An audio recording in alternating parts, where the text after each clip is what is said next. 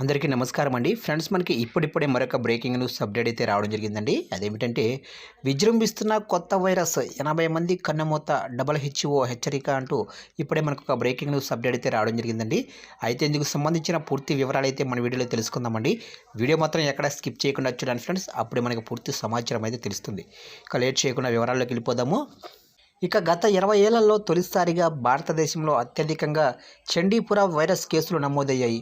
WHO ప్రకారం June ప్రారంభం నుంచి ఆగస్టు 15 మధ్య భారతదేశంలో 82 మరణాలతో సహా మొత్తం 245 వైరస్ కేసులు నమోదయ్యాయి. ఇక భారత్లో ఇంతకుముందు కూడా ఈ వైరస్ కేసులు నమోదయ్యాయని, అయితే గత 20 ఏళ్లలో ఈ ఏడాది అత్యధికంగా కేసులు నమోదయ్యాయని ప్రపంచ ఆరోగ్య సంస్థ తెలిపింది. దీన్ని బట్టి ఈ ఏడాది చండీపుర వైరస్ ఇన్ఫెక్షన్ వేగంగా జరిగినట్లు అంచనా వేస్తున్నారు. ఇక చండీపుర వైరస్ను CHPV అంటారు. ఈ వైరస్కు సంబంధించిన కొన్ని కేసులు భారతదేశంలోనే పశ్చిమ మధ్య దక్షిణ ప్రాంతాల్లో ముఖ్యంగా వర్షాకాలంలో వస్తూ ఉంటాయి. ఈ ఏడాది గుజరాత్లో తొలిసారిగా కేసులు నమోదయ్యాయి. ఇక చండీపుర వైరస్ సోకిన ఈగలు, దోమల కాటు ద్వారా మానవులకు వ్యాపిస్తుంది. పిల్లల్లో ఈ వైరస్ కేసులు ఎక్కువగా నమోదవుతున్నాయి. దీనికి నిర్దిష్ట చికిత్స లేదు, టీకా అందుబాటులో లేదు.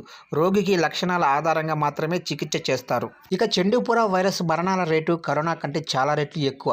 కరోనా మరణాల రేటు 2%. అంటే 100 మంది సోకిన రోగులలో కేవలం 2 రోగులకు మరణించే ప్రమాదం మాత్రమే ఉంది. అయితే చండీపుర వైరస్ విషయంలో ఈ సంఖ్య 50 నుంచి 75% వరకు ఉంటుంది.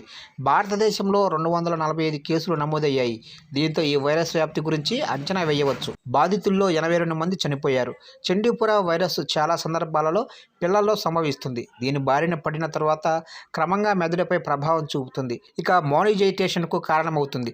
ఈ వ్యాధి సోకిన 48 నుంచి 72 గంటల మధ్య చికిత్స అందకపోతే రోగి మరణం సంభవించవచ్చు. ఈ వైరస్ వల్ల ఎక్కువగా మరణాలు మోనిజైటేషన్ వల్ల సంభవిస్తాయి. జూలై 19 నుంచి చండీపుర వైరస్ కేసులు తగ్గుముఖం పట్టాయని, అయితే దీని విషయంలో అప్రమత్తంగా ఉండాల్సిన అవసరం ఉందని WHO పేర్కొంది. ఎందుకంటే వర్షం తర్వాత దోమలు, ఈగలకు సంబంధించిన వ్యాధులు పెరిగే ప్రమాదం ఉంది.